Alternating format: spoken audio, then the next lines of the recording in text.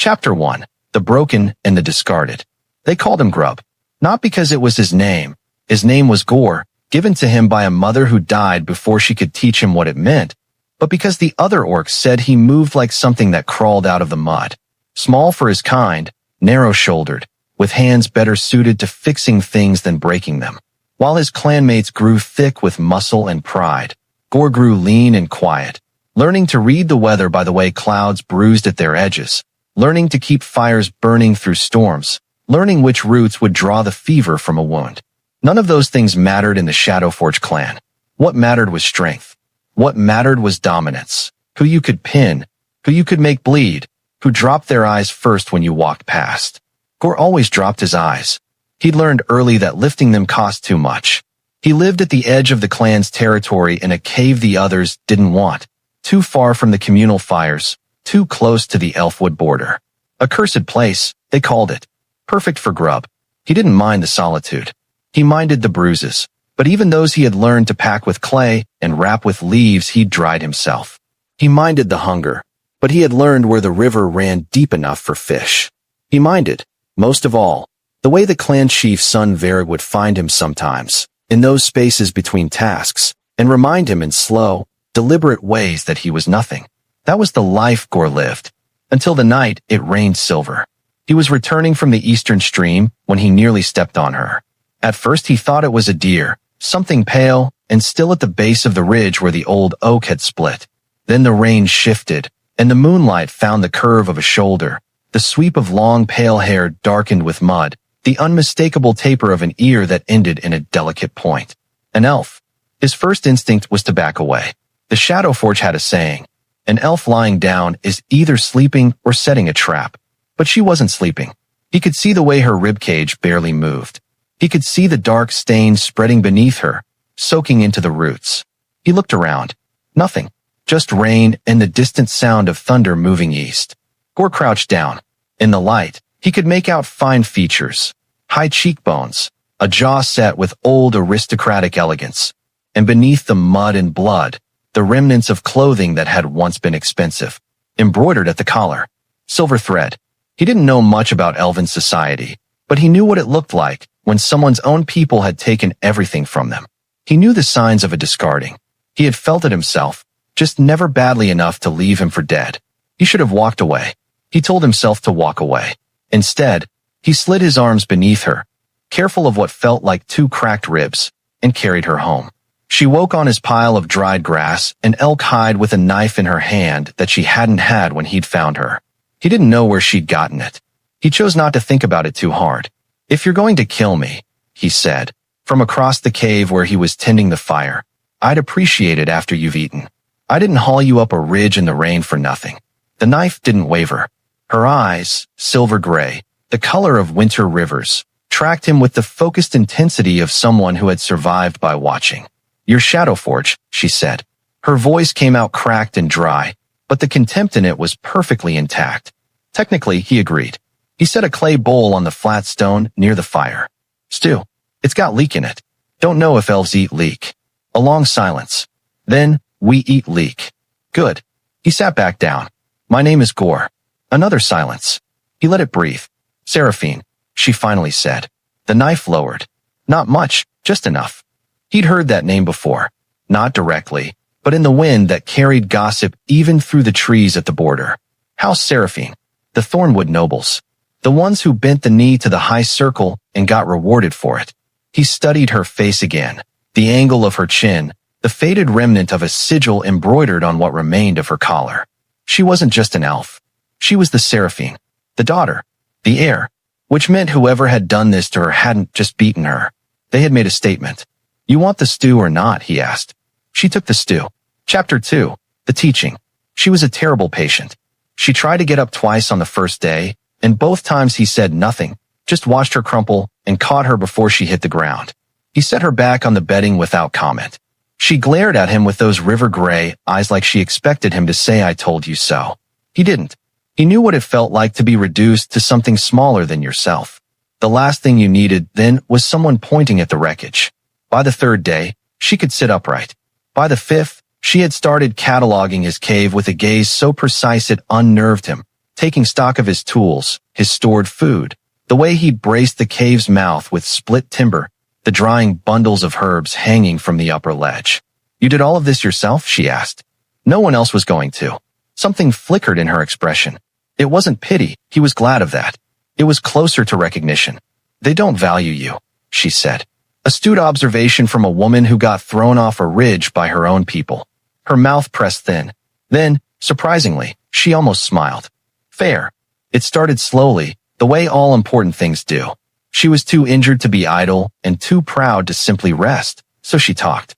She told him about elven combat forms not as a lesson, but as a way of thinking out loud. How the body could be a lever, how momentum borrowed from an opponent was better than strength generated alone, how the bones of the wrist could redirect a blow that would otherwise break you. Gorr listened the way he listened to everything, completely. "Show me," he said one evening, when she described a particular footwork sequence 3 times. She raised an eyebrow. "I have cracked ribs. Show me with your hands. The geometry of it." She stared at him. Then she picked up 2 sticks from beside the fire and began to demonstrate. Slow, methodical, the angles of attack and deflection mapped in the air between them. He watched, and then he mimicked, and she corrected him, and he adjusted, and she corrected him again, more gently this time, and something in the air of the cave shifted just slightly. In return, because he was not the kind of creature who could take without giving, he taught her. He taught her how to read the ground before you put your weight on it, how to pack a wound with the right clay and avoid the fever that would follow, how to slow your breathing when your body wanted to panic, so the cold couldn't reach your core, how to move through the dark without sound, not by being light, but by being deliberate. "Orcs are supposed to be loud," she said, watching him demonstrate the walk. "I'm not a very good orc," he said. "No," she agreed, and this time the smile reached her eyes. "You're not." She said it like it was a compliment. He decided to receive it that way. Chapter 3. What grows in the dark? The weeks accumulated. Her ribs healed. His bruises, new ones, from a recent visit by Varrig and 2 of his friends, faded, and she noticed them with the same precise attention she gave everything. "He does this regularly?" she asked. "Weekly, roughly. And you allow it." "I survive it," he corrected. "There's a difference." She was quiet for a moment. "Teach me to survive like an orc," she said, "and I'll teach you to fight like an elf. Not demonstrations. Real training." He looked at her. "Why?" "Because," she said, and her voice carried the weight of something she hadn't said to anyone in a long time. "I am not going back to Thornwood as a victim. And I don't think you want to spend the rest of your life being called Grub." The name landed differently when she said it. Not cruel, just stated, like a diagnosis. A thing that could be changed. "No," he said. "I don't." They began the next morning. She was a brutal teacher, not unkind. She never mocked him when he stumbled, but precise in the way that good teachers are, the kind who see exactly where you're failing and refuse to let you be comfortable there. She broke down his footwork. She rebuilt his balance.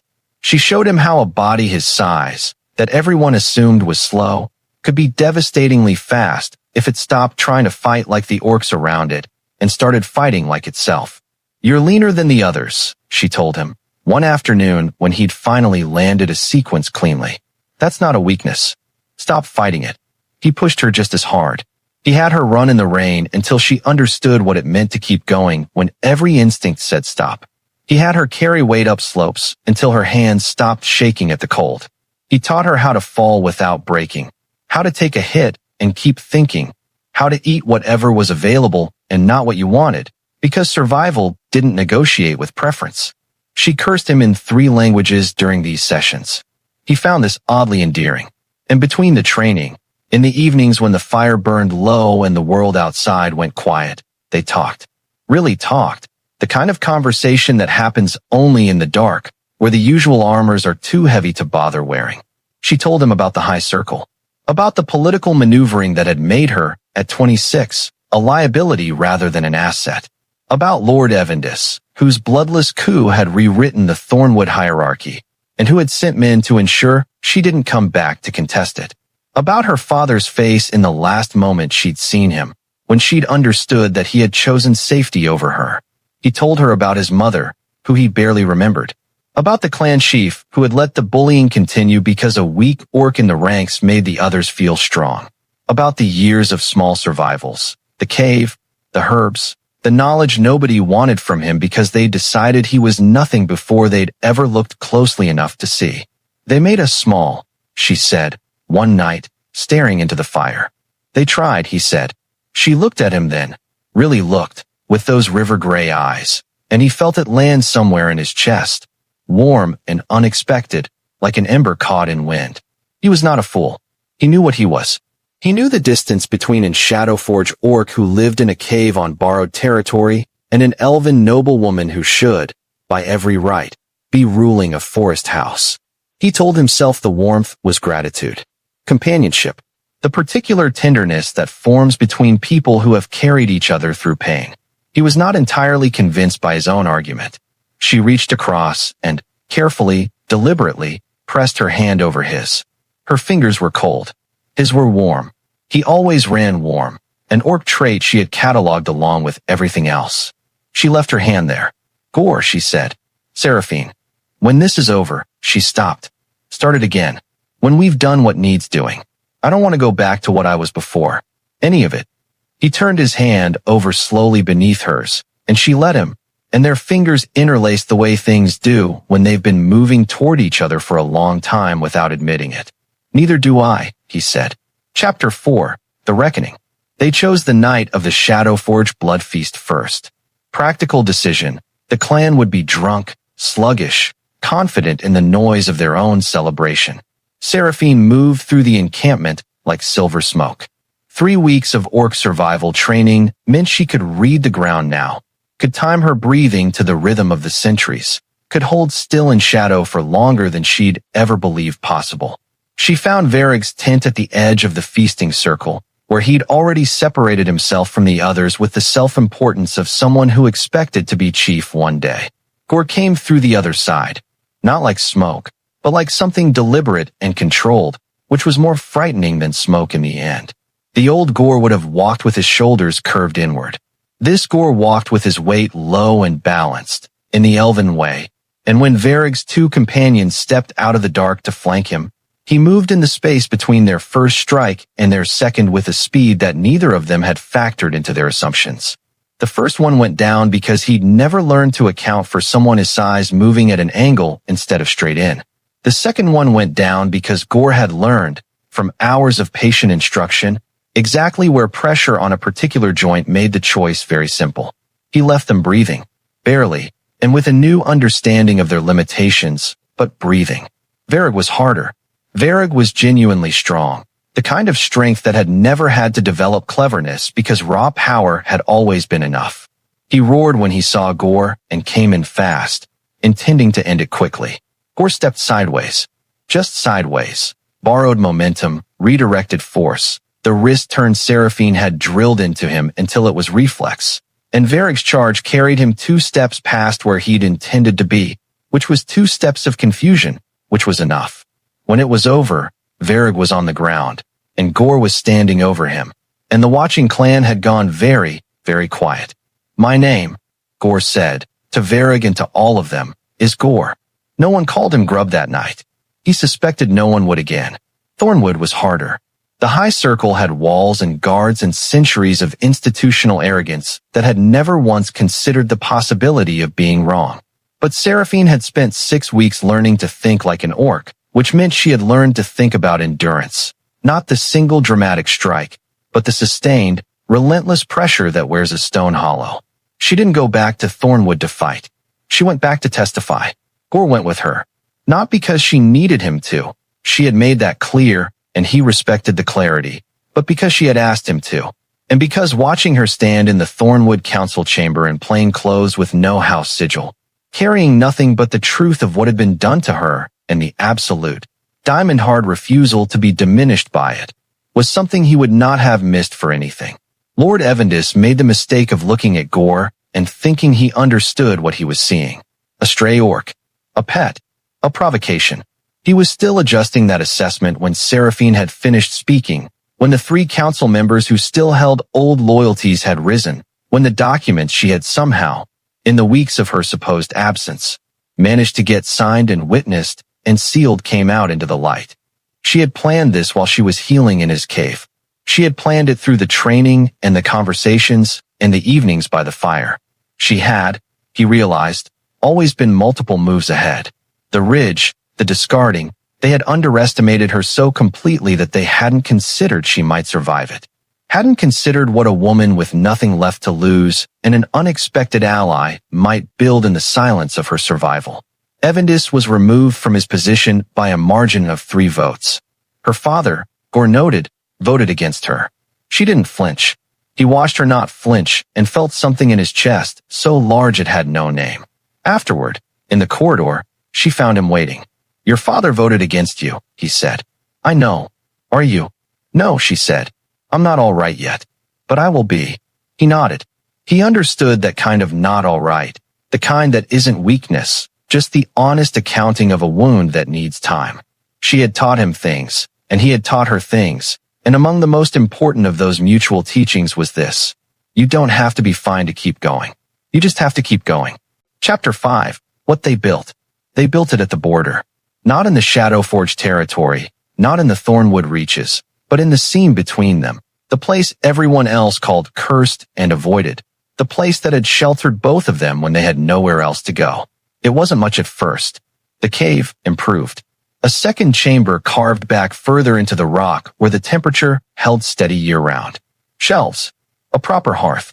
A roof over the cave mouth that could handle the mountain storms. Others came. Slowly at first, and then less slowly. The ones who had been called grub in their own languages. The ones who had been thrown off ridges in their own ways.